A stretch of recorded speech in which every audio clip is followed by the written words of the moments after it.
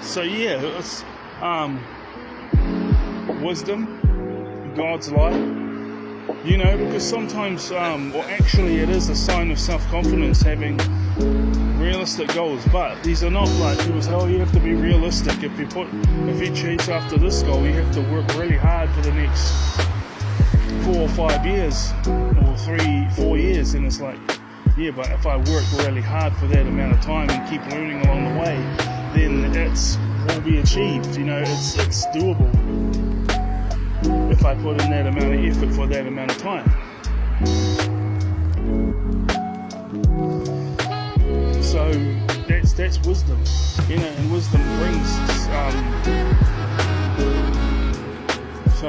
confidence, you know, self-respect. That is actually roof starting off anyway, but that's actually a sign of self-confidence.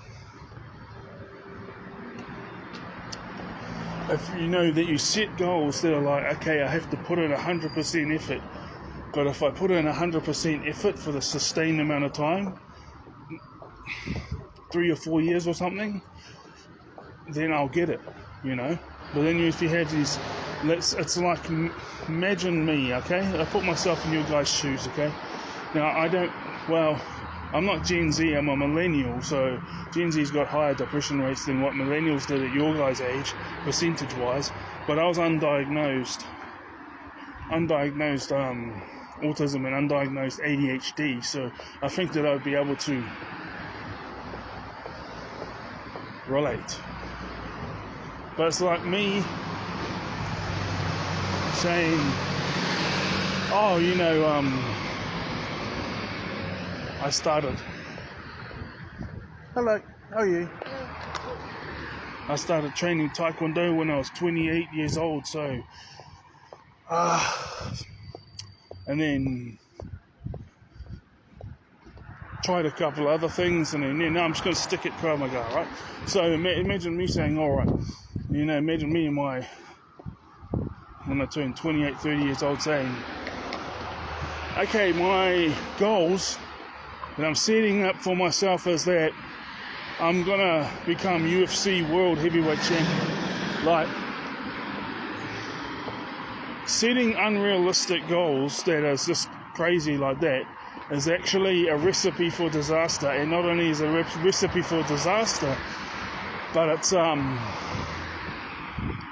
sign of overcompensation.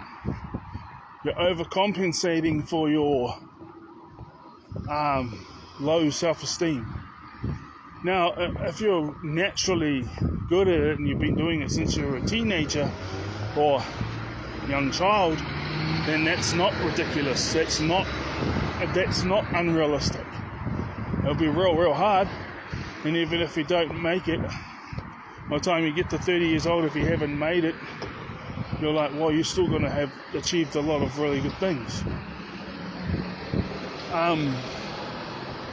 So yeah, it's like, okay, if I put in 100% effort and I'm willing to learn along the way, these things will be done, but it'll be taken like 3 or 4 years. That's actually a sign of high self-confidence. And not only that, it's a recipe for success. So I'm going to go back because my washing is washing.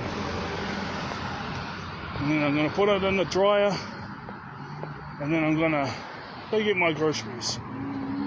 It's a recipe for success. And celebrate your wins, even if they're small. Now, I had a bad habit of junk food, so I used to eat junk food weekly, but now it's like I didn't have any for 4 months, and then I got the Popeyes and McDonald's, and now this is my last life update type recording thing, and the next time will be whenever I've got a job double the amount as the average person, and I've been in there for 3 months, or if I'm been in a relationship with a woman that I find attractive and we get along with, and I've been in there for 6 months. And with the woman thing, I'm not gonna, well, she might be like, oh, I want to jump on, but I just want to protect that relationship. Anything can happen, and you got to keep your eyes open, but at the same time, if you're got to use common sense. So I just won't say her name, and I won't put her on social media unless she's already on social media. Probably would have an account. Most people do these days. So even in my generation, when we're in our mid-30s, it's like there's like 90%, 9 in 10, even if they only have like even if it's just like friends and family. So yeah, it's actually wisdom and a great sign of self-confidence if you're making. Hello. How's things? If you got big goals that are like, okay, it's going to take me 3 or 4 years, but I have to work hard and I have to adapt along the way. But if I do that, I'll get it. You know what I mean? So it's actually a sign of self-confidence, and not needing to overcompensate for your perceived weaknesses or inferiorities. Meaning that everyone's got their strengths. So you might think you're lesser than other people, but then someone else actually thinks that you're better than them because whatever trauma they have or whatever things that they have or don't have, that's the opposite for you. So you're dealing with a whole different basket of stuff. It's not the same, but it's very hard to put yourself in someone's shoes unless you've been there, unless you've been in that position.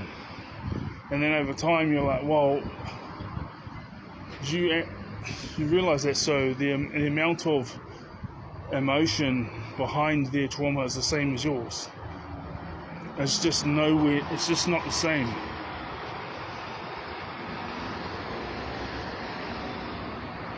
You know, and when your self-confidence, see, even when I was around that age, early 20s, mid-20s, half the time I was like that. You know, the sky-high anxiety and aggression and frustration and depression.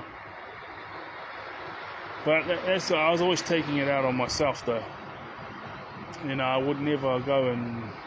I mean, the gym was helpful, going for runs was helpful. I'd say what I had to say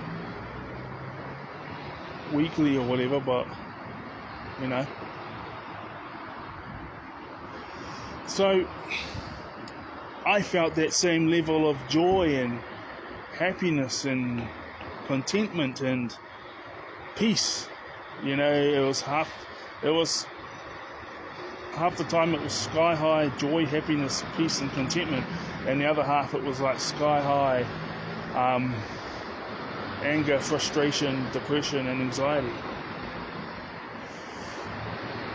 But over time, the anger, frustration, depression and anxiety went from sky high down to very low, because I held on to those 2 jobs for 3 years each.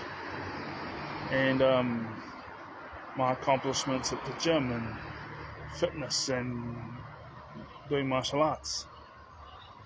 Now it's like way down here. It's way, way, way down here. It's, you know. And I know for a fact it'll be fully gone once I'm getting done with the actual person. That's closure for me. So I've been busy carrying on with my life. I enjoy playing basketball for fun. I'm waiting to hear back still from a basketball team, but I've been doing Krav Maga and looking at a couple other things to fill in time. But I found out that the New Zealand National Basketball League semi-finals are on this weekend, and the Wellington Saints have home field advantage. And if they win that, they have home court advantage for the final. So it's like, okay, I'm definitely going to that. So now it's like, shall I get some junk food, or should I go to the movie store at Superman? I'll pick one or the other. Unless, of course, my groceries, unless, of course, wow, I don't count how much, I just put what I'm going to get before I go get groceries.